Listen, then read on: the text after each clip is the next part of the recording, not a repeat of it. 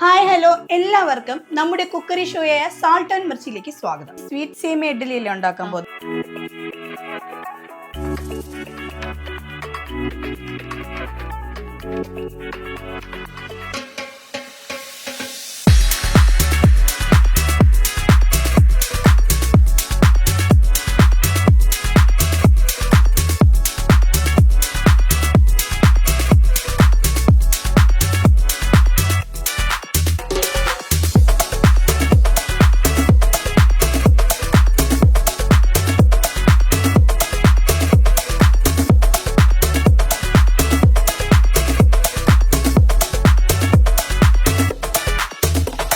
Hi hello, എല്ലാവർക്കും നമ്മുടെ cookery ഷോയായ salt and മിർച്ചിയിലേക്ക് സ്വാഗതം. ഇന്ന് നമ്മളോടൊപ്പം ഉള്ളത് വാസുകി വിജയനാണ്. വാസുകി ഇന്ന് നമ്മൾക്ക് വേണ്ടി എന്ത് സ്പെഷ്യൽ ഡിഷാണ് ഉണ്ടാക്കുന്നത് നമുക്ക് ചോദിച്ചു നോക്കാം. നമസ്കാരം വാസുകി. സ്വീറ്റ് സേമിയ ഇഡലി എന്ന് പറയുന്ന ഒരു സ്പെഷ്യൽ ഡിഷാണ് ഉണ്ടാക്കാൻ പോകുന്നത്. നമ്മുടെ മക്കൾക്കൊക്കെ പെട്ടെന്ന് ഈസി ആയിട്ട് ഉണ്ടാക്കി കൊടുക്കും. സ്കൂൾ വിട്ട് വരുന്ന കുട്ടികൾക്ക് പെട്ടെന്ന് ഉണ്ടാക്കാൻ പറ്റുന്ന സാധനമാണ്. എന്ത് പേരാണ് അതിന്റെ? സ്വീറ്റ് സേമിയ ഇഡലി. ഞാൻ ഇട്ടതാ പേരാണല്ലേ? സ്വന്തമായിട്ട് ഉണ്ടാക്കിയ ഡിഷാണോ? സ്വന്തമായിട്ട് പ്രിപ്പയർ ചെയ്ത് നോക്കി മധുരത്തിൽ വെച്ച് ചെയ്യാൻ നോക്കിയ ഡിഷാണ്. വാസുകി, നമ്മൾ സ്വീറ്റ് സേമിയ ഇഡ്ഡലിയിൽ ഉണ്ടാക്കാൻ പോകുന്നത് എന്തൊക്കെ ഇൻഗ്രീഡിയൻസ് അതിൽ വേണ്ടത്? അതിനാവശ്യമായത് മുട്ട, 4 മുട്ട എടുത്തിട്ടുണ്ട്, 1.5 കപ്പ് പാലുണ്ട്, പിന്നെ സേമിയ കുറച്ച് എടുത്തിട്ടുണ്ട്, ഏലക്കാപ്പൊടി, പഞ്ചസാര, ഇച്ചിരി തേങ്ങ ചിരകിയത്, പിന്നെ കാഷ്നട്ട് ക്രഷ് ചെയ്തിട്ടിട്ടുണ്ട് ഭംഗിക്ക് വേണ്ടിയിട്ട്, കുറച്ച് നെയ്യ്, നേന്ത്രപ്പഴം. ഇത്രയാണ് നമുക്ക് അതിനാവശ്യമായ. നമുക്ക് തുടങ്ങാം. ആദ്യം ഏതാ എടുക്കുന്നത്? നെയ്യാണല്ലേ? നെയ്യ് എടുത്ത്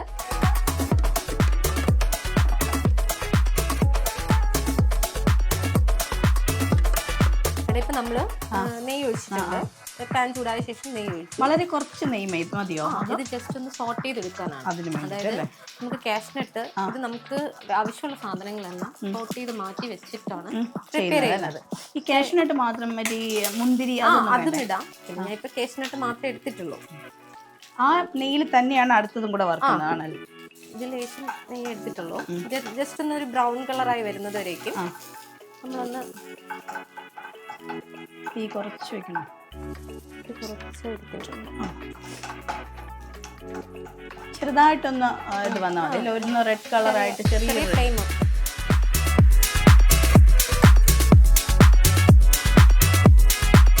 ഇതൊന്ന് ബ്രൗൺ കളർ ആയിട്ടുണ്ട്. അപ്പൊ നമുക്കിത് ഈ ഗ്ലാസ് ബൗളിലേക്ക് മാറ്റാം.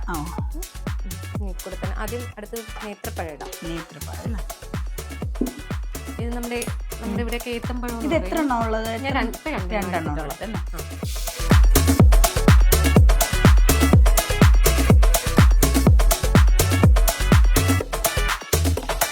കളർ മാറിയിട്ടുണ്ട്.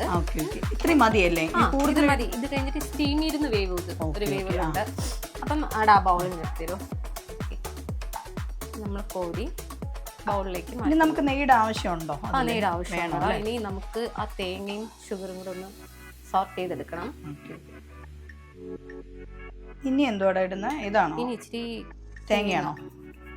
തേങ്ങ ആവശ്യത്തിന് ഇട്ടാൽ മതി. ഇച്ചിരി പഞ്ചസാര കുറച്ച് മതി. മധുരം വേറെ നമ്മൾ ചേർക്കുന്നുണ്ട് സേമിയത്തിലൊക്കെ.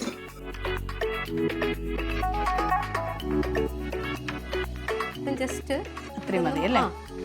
ഇങ്ങോട്ട് തേങ്ങ ഒന്ന് മാറ്റിയെടുക്കാം. സേമിയ ഒന്ന് ജസ്റ്റ് ഒന്ന് നെയ്യ് വേണോടാ അതിന്? നെയ്യ് ലേശം കുറച്ചിടാം അല്ലേ? ഇതും ചെറുതായിട്ടൊന്ന് ബ്രൗൺ കളർ ആയാൽ മതി അല്ലേ? വരുമ്പോഴത്തേക്കും പാലൊഴിച്ച് വേവിക്കണം. നമ്മൾ സാധാ സേമിയ പായസം വയ്ക്കുന്നതിന്റെ ആ ഒരു കളർ മാറിയാൽ മതി അല്ലേ?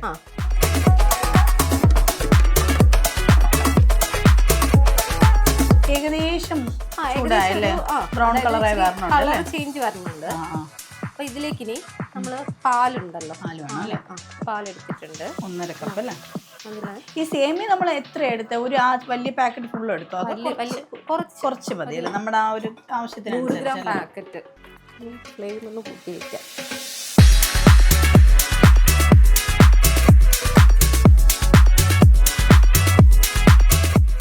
നല്ല കുറുവി വന്നല്ലേ ഇപ്പൊ? ഇത് നമ്മൾ ആ ബൗളിലേക്ക് തന്നെ മാറ്റി എവിടെ ഈ മുട്ട ഇരിക്കുന്ന ബൗളിൽ അല്ല, ഇതിലുള്ള മാറ്റണം അല്ലേ? ഇതിലേക്ക് നമ്മൾ മാറ്റണം.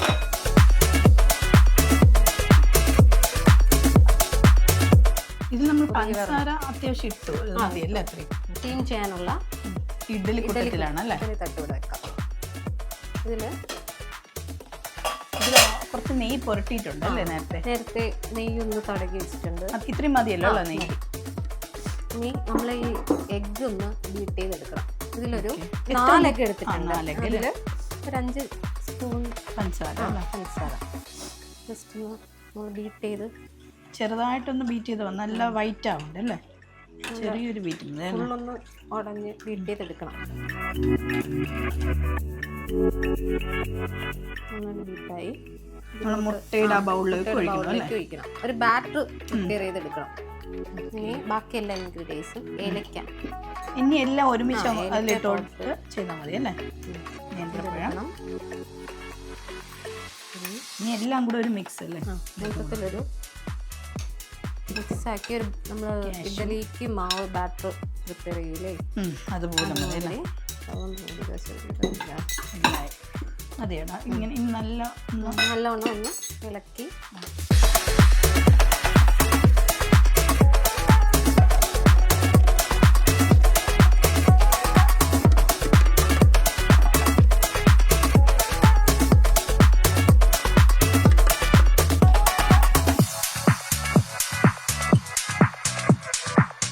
ആവി വരുന്നുണ്ടല്ലേ?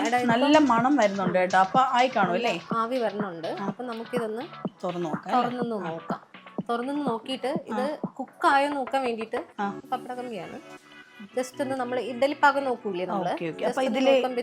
സ്റ്റിക്കായിട്ട് വന്നിട്ടില്ല. അപ്പൊ ഇതായിട്ടുണ്ട്. നമ്മളൊരു പ്ലേറ്റ് എടുത്ത് നല്ല മണമുണ്ട് കേട്ടോ.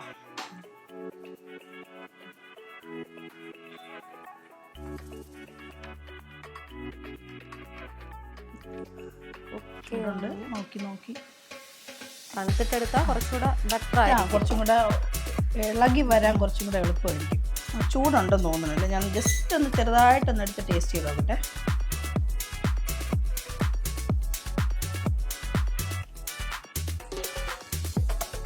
നല്ല ടേസ്റ്റ് ഉണ്ട് കേട്ടോ.